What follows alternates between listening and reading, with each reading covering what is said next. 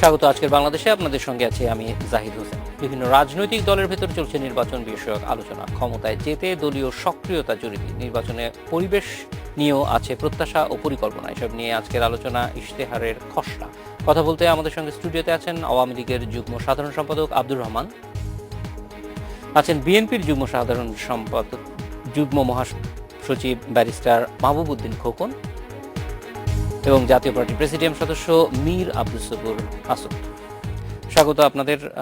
আব্দুর রহমান ভাই, আপনার কাছেই প্রথমে একটু জানতে চাই যে প্রধানমন্ত্রী বেশ অনেক আগে, আমরা 2 বছরের মতো সময় এখনো আমরা জানি যে আছে নির্বাচনের ইশতেহার তৈরির প্রস্তুতি নিয়েছেন। আসলে এইটার মধ্য দিয়ে নেতাকর্মীদেরকে বা আমাদের সাধারণ মানুষকে কি বার্তা প্রধানমন্ত্রী দিতে চেয়েছেন? কারণ আমরা কখনোই দেখিনি যে 2 বছর আগে ইশতেহার তৈরির পরিকল্পনা বা প্রস্তুতি নেয় কোনো দল।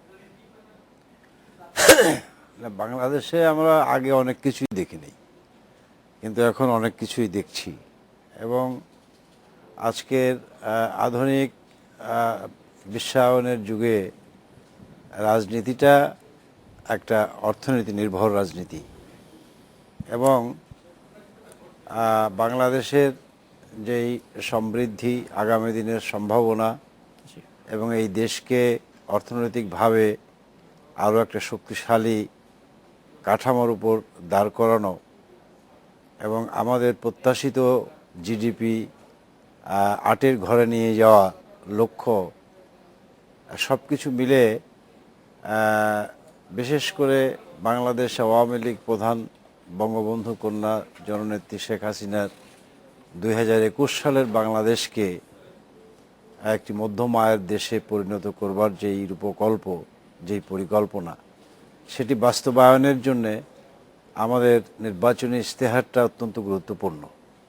এবং সেই লক্ষ্যকে সামনে নিয়েই নির্বাচনী ইশতেহারের কাজটা শুরু হয়েছে। এবং এই নির্বাচনী ইশতেহারটা একটা গবেষণাধর্মী, এবং আপনারা যেহেতু দেশবাসী সকলেই জানেন যে বাংলাদেশ আওয়ামী লীগ আজকের এই বাংলাদেশকে দারিদ্র্যমুক্ত, ক্ষুধামুক্ত এবং জঙ্গিবাদ মুক্ত, সন্ত্রাস মুক্ত এবং একটি অসাম্প্রদায়িক বাংলাদেশ গঠনের জন্যে নিরন্তর প্রচেষ্টা চালিয়ে যাচ্ছে। সুতরাং সেই জায়গাটায় নির্বাচনী ইশতেহারটা অত্যন্ত গুরুত্বপূর্ণ একটা বিষয় আমাদের আগামী নির্বাচনের জন্য। সুতরাং একটি গণমুখী ইশতেহারের চাইতেও এখানে কি ধরেন আমাদের নানান রকমের কথা এর মধ্যে রাজনৈতিক মহলে আছে, সাধারণ মানুষের মধ্যেও আছে যে নির্বাচনটা কবে হচ্ছে, সেইটার একটা টাইমলাইন প্রধানমন্ত্রী দিয়ে দিলেন কিনা? না, টাইমলাইন তো যথাসময়ে নির্বাচন হবে এবং সে অনুযায়ী তো মনে করি যে 2018 সালের শেষের দিকে নির্বাচনটি অনুষ্ঠিত হবার কথা। এবং সেই যথাসময়ে নির্বাচন হবার লক্ষ্যকে সামনে নিয়েই কিন্তু আমরা এগোচ্ছি। এবং বাংলাদেশ আওয়ামী লীগের মতো এত বড় একটি দল, সেই দলকে আরও সুসংগঠিত করা এবং আজকে এই মানুষকে নির্বাচনী রাজনীতিতে সম্পৃক্ত করবার যে কাজটি, সেই কাজটি করবার জন্য আগে থেকেই আমাদের একটা পূর্ব প্রস্তুতিমূলক বিভিন্ন পদক্ষেপ আমাদের দলীয় প্রধান নেওয়ার কথা বলেছেন। এবং আপনি জানেন যে আমাদের 20তম যেই জাতীয় কাউন্সিলটি অনুষ্ঠিত হয়েছে, সেখানে পরিষ্কারভাবেই বলা আছে যে আগামী নির্বাচনটা আমাদের জন্য একটা চ্যালেঞ্জ। এবং এই নির্বাচন আমরা চ্যালেঞ্জ হিসেবে নিয়েছি এই জন্যেই যে বাংলাদেশের জনগণকে যদি সত্যিকার অর্থেই একটি মধ্যম আয়ের দেশ উপহার দিতে হয় 2021 সালের মধ্য দিয়ে, তাহলে বাংলাদেশ আওয়ামী লীগকে এই সমৃদ্ধির ধারাবাহিকতা বজায় রাখবার জন্যে পুনরায় ক্ষমতা আসা প্রয়োজন। এবং সেই ক্ষমতা আসতে হলে জনগণই হলো ক্ষমতার উৎস।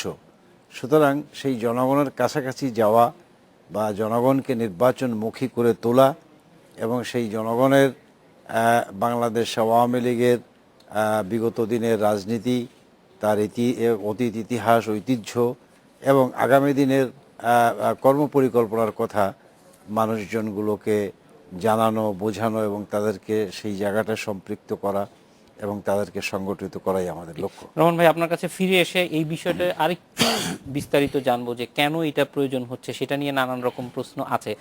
মাহবুবউদ্দিন খোকন, আপনার কাছে একটু জানতে চাই যে নির্বাচন নিয়ে আসলে আপনাদের দলের যে অবস্থান, বিশেষ করে নির্বাচনকালীন সরকার ব্যবস্থা, সেটার ব্যাপারে প্রধানমন্ত্রী আবারও তাদের অবস্থান স্পষ্ট করেছেন যে বর্তমান সংবিধান অনুযায়ী নির্বাচন হবে। সেই ক্ষেত্রে আপনাদের সামনে বিকল্প থাকছে এইটা মেনে নিয়ে নির্বাচনে যাওয়া, অথবা রাজপথে এই আন্দোলনের মাধ্যমে একটা পরিবর্তন আনা। নিশ্চয়ই আপনারা কোনো একটা পথ বেছে নেবেন।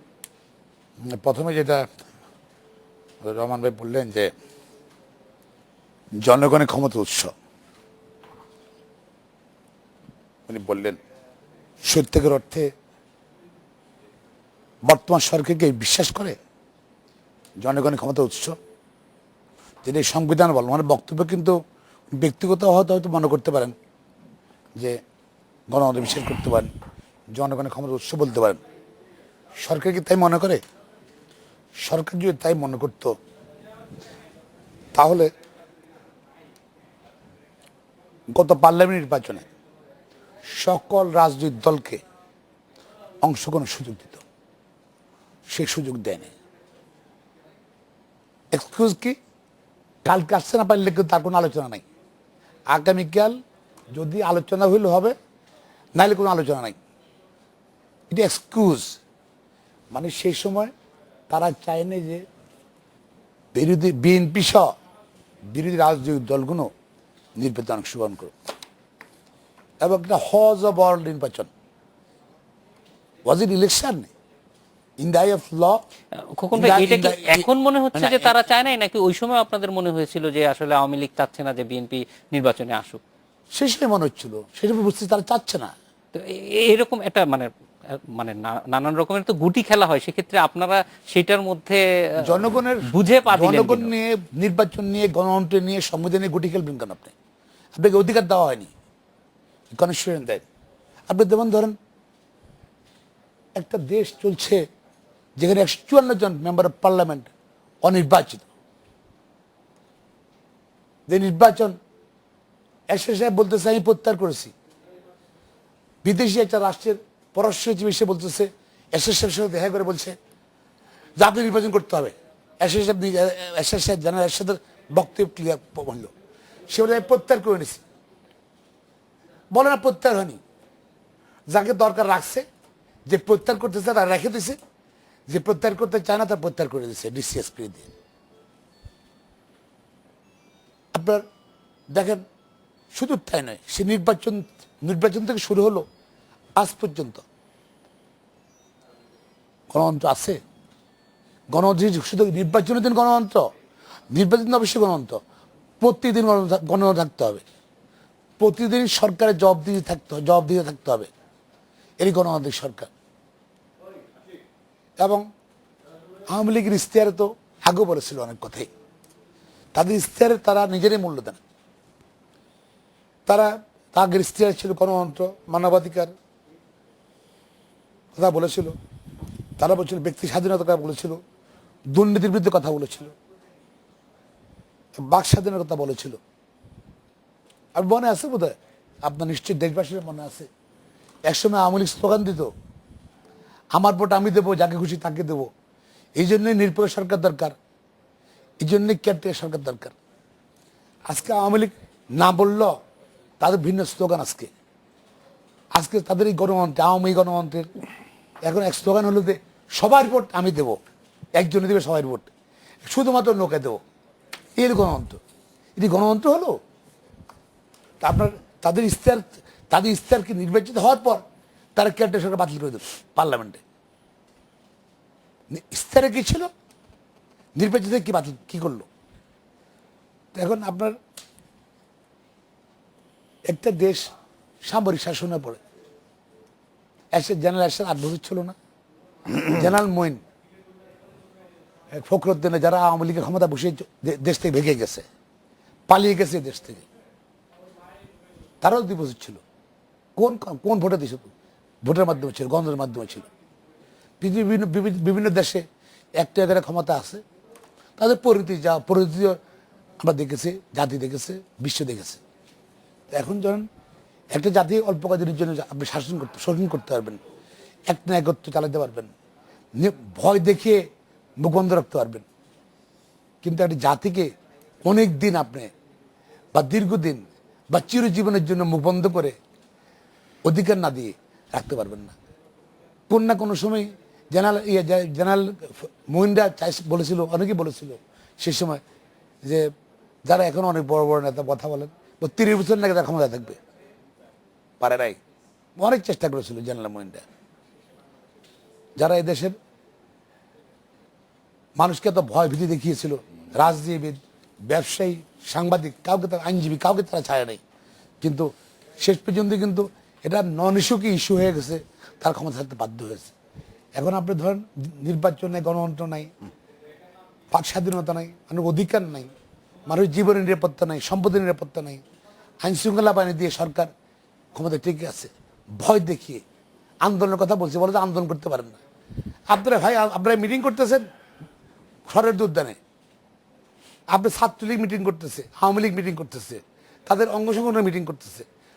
ওই জাসদের ইনু, যেটা কোনো খবর আসছিল না, হঠাৎ করে এই সরকারের সময় আসছে ইনু এখন জাসদ বিশাল দল হয়ে গেছে, সরকারের মুখপাত্র হয়ে গেছে। সে ইনু মিটিং করে, জাসদ ইনু মিটিং করে। বাংলাদেশের সবচেয়ে বড় রাজনৈতিক দল, জনপ্রিয় রাজনৈতিক দল বিএনপি মিটিং করতে পারবে না, বলে কি পুলিশের পারমিশন লাগবে, পুলিশের পারমিশন লাগে। এটা দিস গভর্নমেন্ট আমার মনে হয় আপনার সমাজের দিকে খেয়াল রাখা উচিত। পাকিস্তানের সেনাবাহিনী সরকার, আইয়ুব সরকারও এত নির্যাতন করতো না, মানুষ হত্যা করতো না, মিছিলের মধ্যে মিথ্যা হামলা দিত না। কটা লোক অ্যারেস্ট হয়েছিল সে সময়, এখন হাজার হাজার লোক অ্যারেস্ট হচ্ছে, হাজার হাজার লোক হত্যা হচ্ছে। এবং ওদের থেকেও আইয়ুব সরকারের জানতার থেকেও সরকারের আমরা আসলে যেই মূল বিষয়টা জানতে চাচ্ছিলাম সেটা হচ্ছে যে এই তো আপনাদের সিচুয়েশন আমরা অনেকদিন যাবতই শুনছি, কিন্তু পরিবর্তনের জন্য কোন পথটা আপনারা বেছে নেবেন? আমরা অবশ্যই একটা বিরতি যাব, বিরতি থেকে ফিরে এসে আব্দুল সবুর ভাই আপনার কাছে জানতে চাইবো যে জাতীয় পার্টির অবস্থান কি, এবং জাতীয় পার্টি আগামীতে নির্বাচনের ক্ষেত্রে আমরা দেখেছি আপনাদের চেয়ারম্যান বলছেন যে এককভাবেই নির্বাচন করবে, কোনো ধরনের জোটে থাকবে না। সেগুলির ব্যাপারে আপনারা ভেতরে কি ভাবছেন এবং প্রস্তুতি কতটা নিচ্ছেন, যাতে আগামী নির্বাচনে এখন যত সংসদ সদস্য আছে তার চেয়ে ভালো বা ক্ষমতায় আসার ক্ষেত্রে কি কি পথ আপনারা অনুসরণ করবেন, সেগুলি একটু জানতে চাইবো। একটা বিরতির পর আপনার কাছে ফিরে আসছি। আজকে বাংলাদেশের নিচ্ছে একটা বিরতি।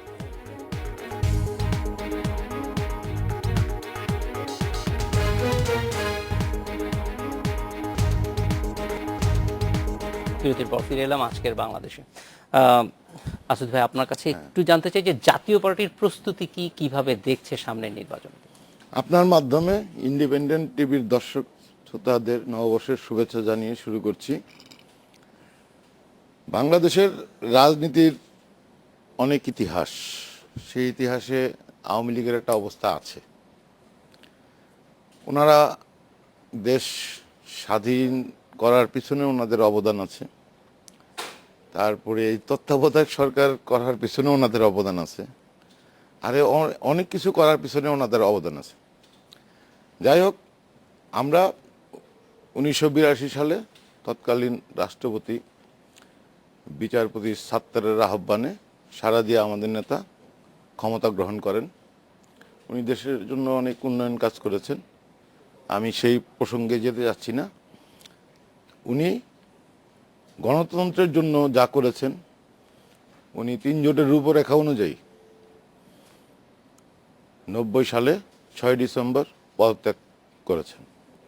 কথা ছিল সবার অংশগ্রহণে অবাধ, সুষ্ঠু, নিরপেক্ষ নির্বাচনের মাধ্যমে যে দল ক্ষমতায় আসে সেই দলকে ক্ষমতা পরিচালনা করার সুযোগ দেওয়া হবে। কিন্তু তৎকালীন অস্থায়ী রাষ্ট্রপতি বিচারপতি শাহাবুদ্দিন আমাদের নেতা পল্লীবন্ধু এরশাদ থেকে শপথ নিয়ে শপথ ভঙ্গ করেছেন।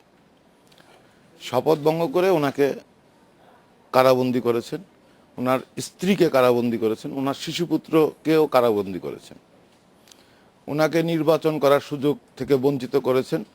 তারপরে উনি জেলের থেকে 5-5টি সিটে নির্বাচন করেছেন, সেখান থেকে তার নির্বাচন যাতে গ্রহণযোগ্য না হয় সেই জন্য তৎকালীন সরকার যা যা করা দরকার সব করেছেন।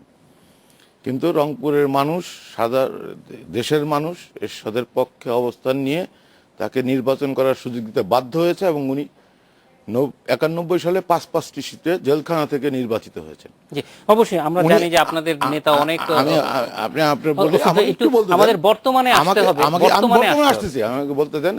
1900 শুধু একবার না, 1996 সালে উনি জেলখানা থেকে 5টি আসনে নির্বাচিত হয়েছে এবং ওনাকে মানুষ বলে স্বৈরাচার। ওনার সময় কয়জন মানুষ মারা গেছে, কয়জন মানুষ গুম হয়েছে, কয়জন মানুষ খুন হয়েছে, সেটা আপনারা বিচার করবেন, দেশের মানুষ বিচার করবে। যাই হোক, আমরা বর্তমানে যে রাজনৈতিক কৌশলগত কারণে আমরা এখন বিরোধী দলে অবস্থান করছি এবং আমাদের ওনার স্ত্রী, সাবেক ফার্স্ট লেডি, সাবেক মন্ত্রী বেগম রওশন এরশাদ বিরোধী দলনেত্রী হিসাবে কাজ করছেন এবং এরশাদ সাহেব গত 1 জানুয়ারি আমাদের প্রতিষ্ঠাবার্ষিকী ছিল। সেই প্রতিষ্ঠাবার্ষিকীকে সারা দেশ থেকে কর্মীদের আহ্বান করে কর্মী জনগণ সহ আমরা লক্ষাধিক লোকের জনসভা করে আমরা আমাদের নেতা স্পষ্ট বলে দিয়েছেন আমরা 300 সিটের প্রার্থী দিব এবং আগামী নির্বাচনের জন্য আমরা প্রস্তুত আছি।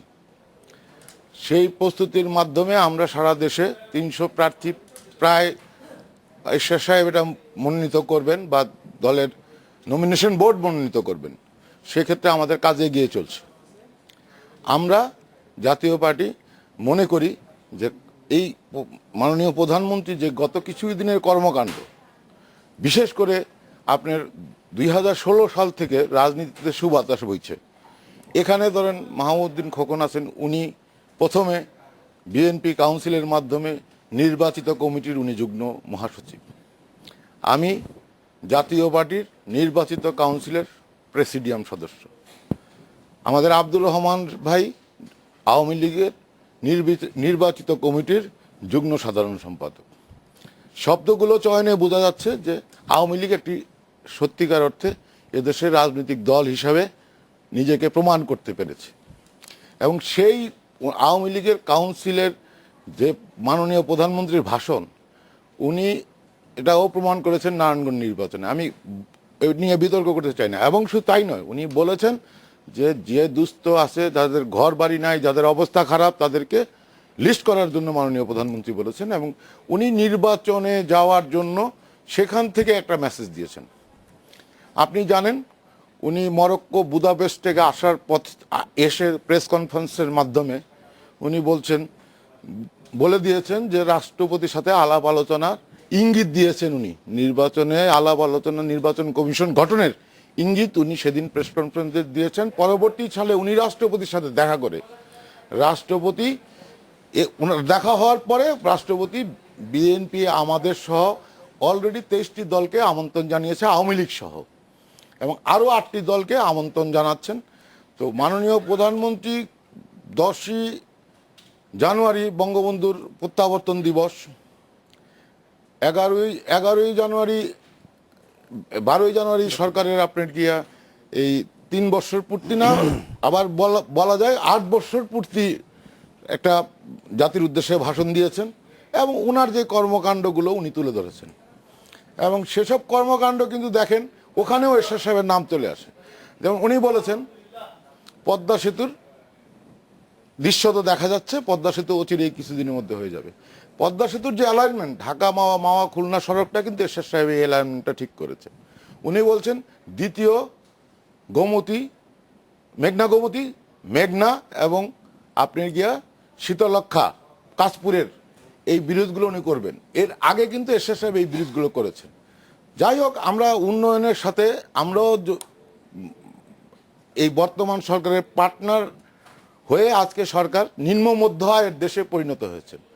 2021 সালে আমি মনে করি এবং ওনারা আশা করে 21 সালে আমরা মধ্য আয়ের দেশে পরিণত হবে এবং 41 সালে আমরা যে নির্বাচনের কথা বলছি সেটা নিশ্চয়ই আপনারা 41 সালে আমরা উচ্চ আয়ের দেশের পরিণত হব এবং আপনি অনেকগুলো যেই সংস্থা জরিপে তারা বলেছে যে আমরা এগোচ্ছি এবং 21 সালে কি হবে, 21 সালে কি হবে সবই পরিকল্পনা যাচ্ছি না থাকবে।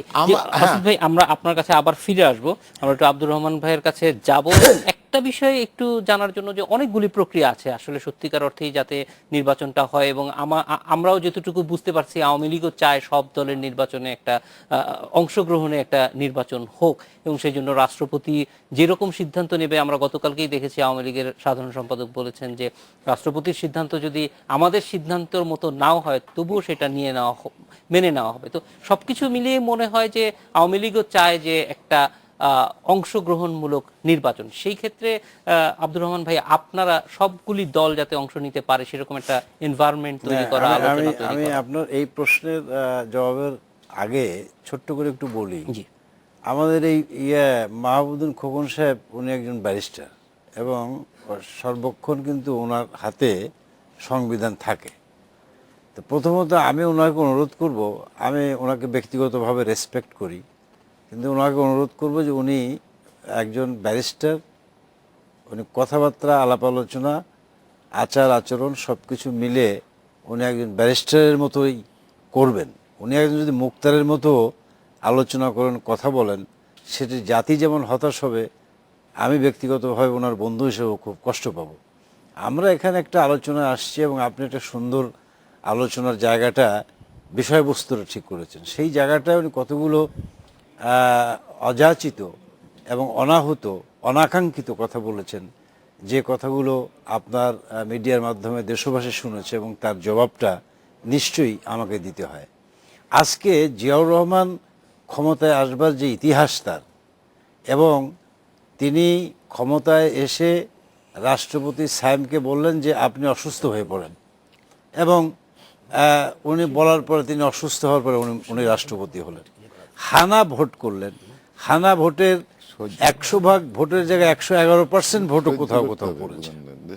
তারপর আপনার বদরুদ্দোজা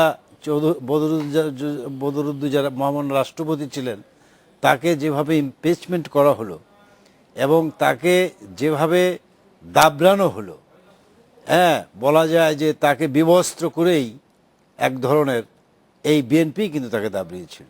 এই যে জাতীয় পার্টি বিএনপি যখন ক্ষমতায়, তারা একটি সমাবেশ ডেকেছিল। সেই সমাবেশকে টিয়ার, লাঠি, গুলি সব কিছু চালিয়ে তাদেরকে যাত্রাবাড়ি পার করে শীতলক্ষ্যা নদী পার করে দিয়েছিল। এবং এই বিএনপি রমনায় একটি ঐতিহাসিক নির্বাচন করেছিল ফালু সাহেবকে দিয়ে, মিরপুরে একটা উপনির্বাচন হয়েছিল, মাগুরার একটা উপনির্বাচনের কথা আমরা সকলে জানি।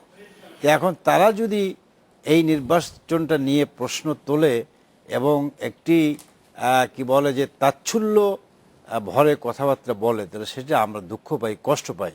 আশা করি তিনি তার নিজের দলের অতীত ইতিহাস ভুলে যাবেন না, এবং তার দলের অতীত ইতিহাসকে স্মরণ রেখেই তিনি আগামী সম্ভাবনার কথাগুলো বলবেন, এবং যেই সম্ভাবনা কথার মধ্য দিয়ে আমরা একটা সমাধানের পথ খুঁজে পেতে পারি।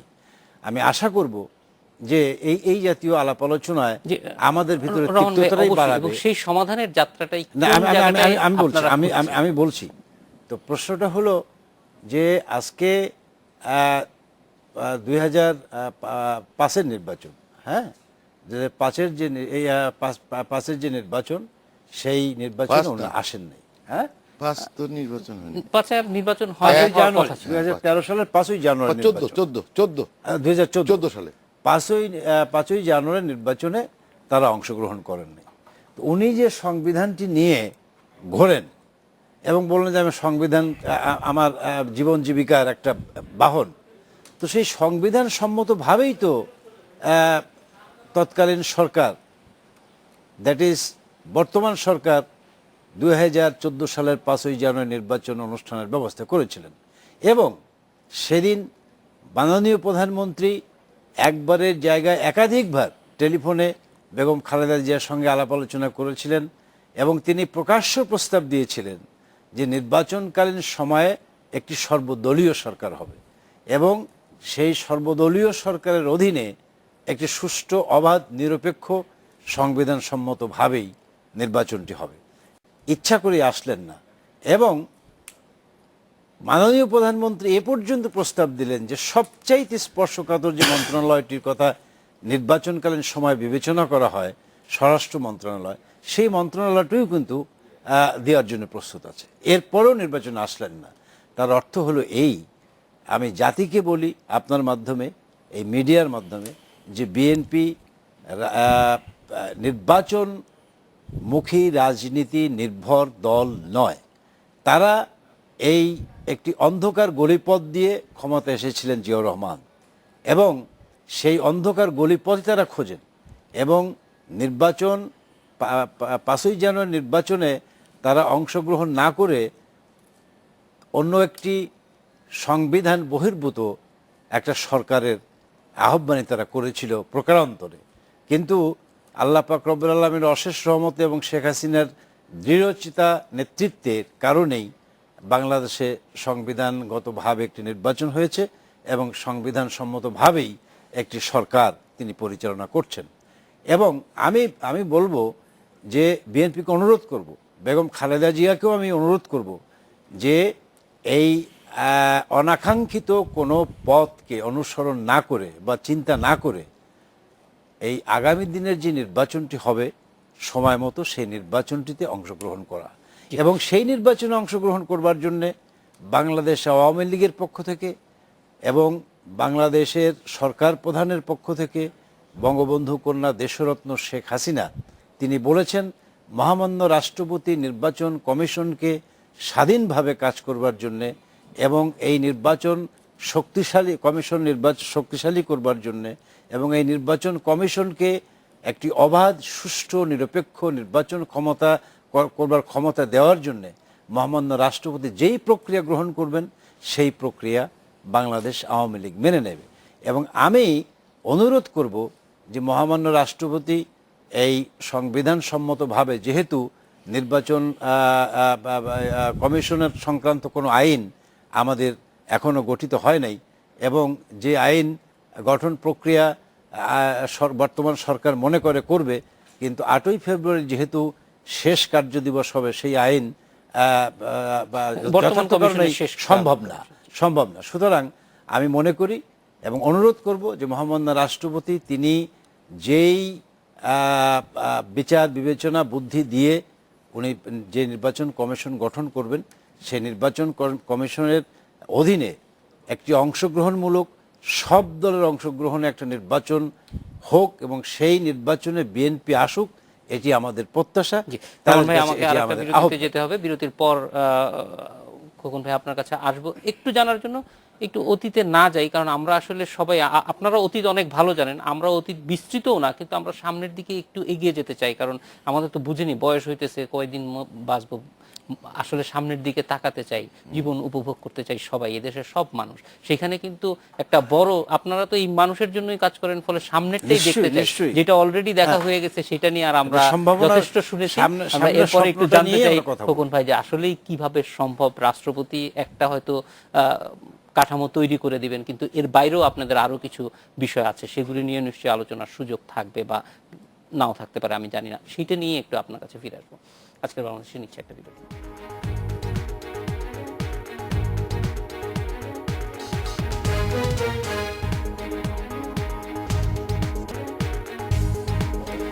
বিরতির পর আবার ফিরে এলাম। খোকন ভাই আপনার কাছে একটু জানতে চাই যে অবশ্যই নানান রকমের আসলে বাংলাদেশের সমস্যা কি জানেন? জি, বাংলাদেশের সমস্যা বাংলাদেশের রাজনীতিবিদরা। বাংলাদেশ 80% রাজনীতিবিদ, সকল দল মিলে, আমার দল সহ, প্রত্যেক অপরাধ দুর্নীতির সঙ্গে জড়িত। দে আর দ্য লিডার্স। কিন্তু আমাদের বাংলা 80% রাজনৈতিক নেতার উদ্দেশ্য থাকে জানেন, ক্ষমতা আসা, to make illegal money, to grab illegal properties. They are the problem of this country. এবং হিপোক্রেসি, ডবল স্ট্যান্ডার্ড, যেটা বিশ্বাস করে সেটা বলে না, যেটা বলে সেটা বিশ্বাস করে না, এবং অসত্য কথা বলে জনসাধারণের কাছে। আসেন দেখুন, এই যে ওনার উনি বললেন যে আওয়ামী লীগ বেসিক্যালি কখনো ডেমোক্রেসি বিশ্বাস করে না।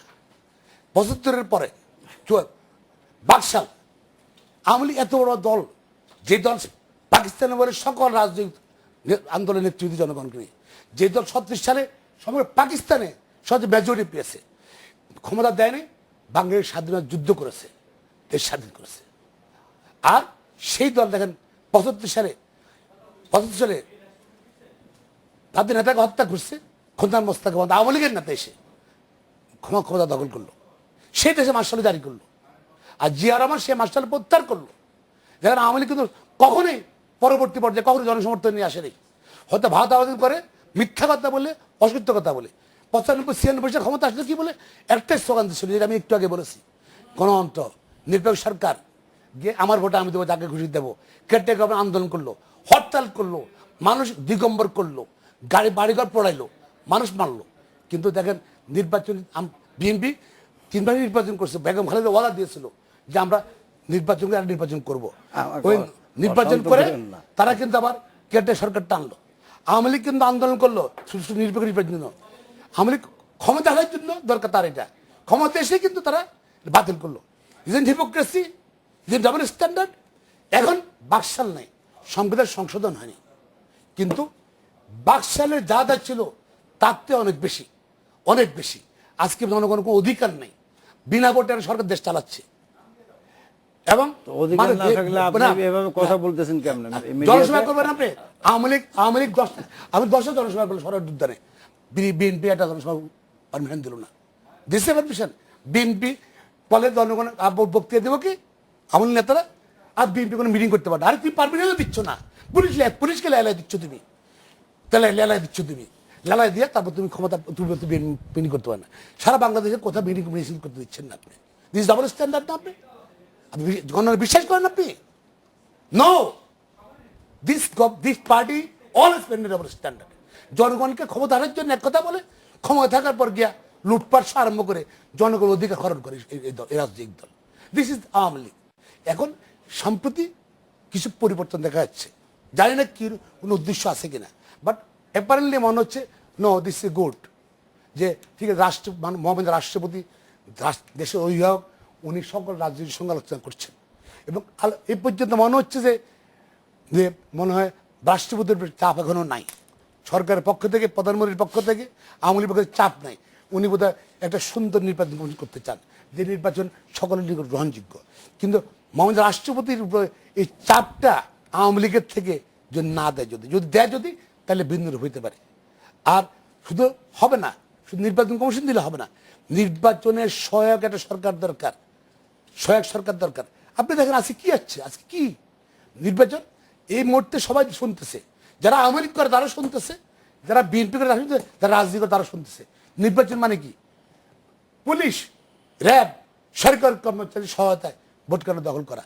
এবং নতুন ডিভাইস বের করছে আওয়ামী লীগ, আগের দিন রাত্রেবেলা ভোট ঢুকাই দেবে, ভোট কেটে ঢুকে দেবে, ওখানে কেউ ঢুকতে পারবে না, আওয়ামী লীগ ঢুকবে। এই তাদের গণতন্ত্র। তো এটা সহায়ক সরকার না হয়, যদি শুধু নির্বাচন কমিশন দিলে হবে না, শক্তিশালী নির্বাচন কমিশন দরকার। কিন্তু খোকন ভাই, সহায়ক সরকারেরও তো একটা রূপরেখা এর আগে নির্বাচনের সময় শেখ হাসিনাই বলেছিলেন, কারণ এটা নিরপেক্ষ। আপনারা যেটা বলছেন সেটার সঙ্গে একই সঙ্গে সব রাজনৈতিক দলের অংশগ্রহণেই তো সহায়ক সরকার করার কথা বলেছিলেন, সেই ব্যাপারে তো আপনারা সাড়া দেন না। আমি জানি না সরকার কি করবে, না গতবার আপনারা সাড়া দেন নাই, সেটা বলছি। নিরপেক্ষ নির্বাচন করার জন্য সহায়ক সরকার দরকার। আমার সন্দেহ করবে কিনা, কারণ কেন আওয়ামী লীগ প্রত্যেকটা ভোটে, ইউনিয়ন কাউন্সিলের ভোটে গ্রামে গ্রামে ছড়াই গেছে ভোট কেন্দ্র দখল, আগের দিন ভোট ঢুকিয়ে দেওয়া, পৌরসভা, উপজেলা, পার্লামেন্টে জানেনি কেন করছে। একটা school management committee election Awami League যেতে চায় না, কারণ ভোটে হেরে যাওয়ার সম্ভাবনা আছে, একটা কমিটি করতে চায়। আওয়ামী লীগ, আজকের আওয়ামী লীগ 3 বছরের আওয়ামী লীগ জনসমর্থন দেওয়ালি হয়ে গেছে এই দলটা। এখন সত্যিকার অর্থে এরা নিরপেক্ষ নির্বাচন করবে কিনা এখনো জনমনের সন্দেহ, তবে করলে ভালো। আমি মনে করি আওয়ামী লীগ একটা প্রাচীন দল, একটা ঐতিহ্যবাহী দল, তার দলকে তার আগের ইতিহাসে ফিরে নিয়ে আসবে। অবশ্যই খোকন ভাই, আমরা আসলে ওই জায়গাটাই যেতে চাই যে কিভাবে আস্থায় নিয়ে এসে একটা নির্বাচন করা যায়। রমন ভাই, আপনি অবশ্যই আপনার কাছে আবার ফিরে আসবেন, একটা বিরতির পর আপনার কাছে ফিরে আসছি। যে 2 মিনিট সময় চেয়েছেন, নিশ্চয়ই 2 মিনিট আবার বাড়ায় আবার সব শেষ করে দিন।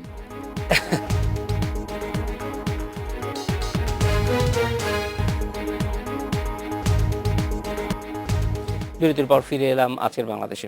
আসুদ ভাই, একটু জানতে চাই যে সামনে আসলে নির্বাচনের ক্ষেত্রে আপনাদের প্রস্তুতি কি, জাতীয় পার্টি কিভাবে দেখছে আগামী নির্বাচনটাকে? আসলে আমরা তো মোটামুটি প্রস্তুত, আমরা আমাদের সাংগঠনিকভাবে আমরা নির্বাচনের জন্য সর্বদাই প্রস্তুত। আমাদের মাননীয় চেয়ারম্যান পল্লী বন্ধু এরশাদ সাহেব বিভিন্ন সময় বলেছেন, আপনারা শুনেছেন এবং আমরা তো সম্ভবত 2-3 মাস আগে আমরা মাজার জিয়ারত করে জি, এবং এর সাথে এটাও বলেছেন যে 300 আসনেই 300 আসনের প্রার্থী নিয়ে আমরা লড়বেন, ফলে সেইটার প্রস্তুতি কেমন চলছে? আগাচ্ছি এবং সেই অনুযায়ী আমরা মোটামুটি প্রস্তুত হয়ে আছি।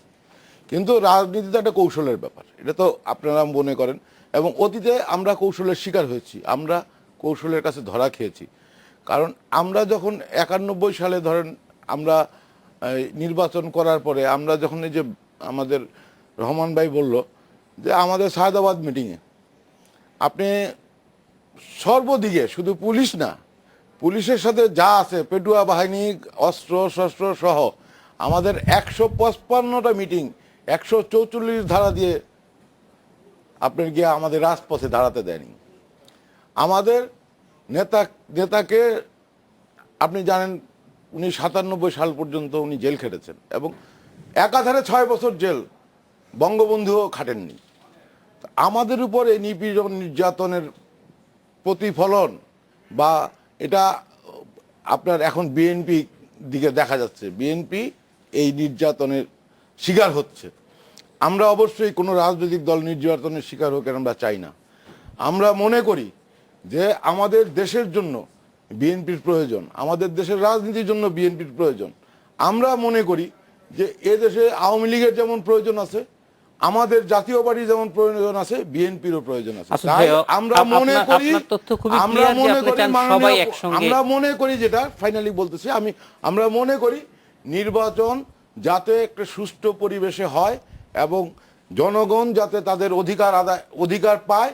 আজকে কি হচ্ছে, আজকে আমরা আমার সময় প্রায় শেষ হয়ে গেছে, আমরা বুঝতে পারছি যে সবাই মিলে একটা জায়গায় আসতে হবে এবং এই জন্য আমি মাননীয় প্রধানমন্ত্রীকে ধন্যবাদ জানাচ্ছি যে উনি চাচ্ছেন নির্বাচন আস্থাটা তো নিতেই হবে, যেটা আসিফ ভাই বলছেন যে সবাই যাতে একসঙ্গে আস্থায় নেওয়ার জন্য আপনারা। আচ্ছা শুনেন, আস্থায় নেওয়ার জন্য এখন আমাদের আর কি কি করতে হবে ভাই, আপনারাই আমাদের একটা সাজেশন দেন। আমরা তো সর্বতোভাবে চেষ্টা করছি এবং এ পর্যন্ত বলছি যে মহামান্য রাষ্ট্রপতি 118 সংবিধানের অনুচ্ছেদে অনুযায়ী উনি যে প্রক্রিয়া, যে পদ্ধতিতে একটি নির্বাচন কমিশন গঠন করবেন তার প্রতি আমরা আস্থাশীল থাকব এবং সেই নির্বাচন কমিশনটা শক্তিশালী হোক, স্বাধীনভাবে কাজ করুক, সুষ্ঠু একটা নির্বাচন করুক, অবাধ একটা নির্বাচন হোক, অংশগ্রহণমূলক নির্বাচন হোক। সেই নির্বাচনে বিএনপি সহ সমস্ত রাজনৈতিক দল আসুক, এটা আমরা আন্তরিকভাবে প্রত্যাশা করি। এই কথা বলার সাথে সাথে আমি একটু দুঃখ প্রকাশ করতে চাই, আমার বন্ধুবর ব্যারিস্টার এবং উনি একজন নামকরা ব্যারিস্টার, প্রফেশনাল ব্যারিস্টার, উনি একটু কষ্ট পেয়েছেন, একটু ভুল বুঝে। ঠিক আছে, তো সুতরাং আমি মনে করি যে আসলে আমাদের ব্যক্তিগত সম্পর্কের জায়গাটা অত্যন্ত মধুর। তো উনি একটু ভুলভাবে হয়তো বুঝেছেন। এরপরেও আমি মনে করি যে আমরা সকলেই দায়িত্বশীল মানুষ, সমাজের, রাষ্ট্রের এবং দলের আমরা দায়িত্বশীলতার সাথে সকলেই কথা বলবো এবং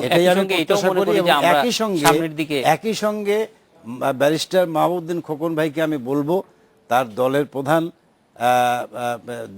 বেগম খালেদা জিয়া এবং তার দল আগামী নির্বাচনে অংশগ্রহণ করুক। আমি তাকে নিশ্চিত করে বলতে পারি যে সেই নির্বাচনটি একটি স্বাধীন, নিরপেক্ষ, সুষ্ঠু, অবাধ এবং একটা শক্তিশালী নির্বাচন কমিশনের অধীনেই হবে এবং তাদের কোনো সন্দেহের অবকাশ নেই। আমরা আশা করি দেশবাসীও চায়, অতীতদের ফিরে যেতে চাই না, আমরা সামনে দিয়ে আগাতে চাই। এই ছিল আজকের বাংলাদেশে, দেখা হবে আগামীকাল একই সময়ে। শুভরাত্রি।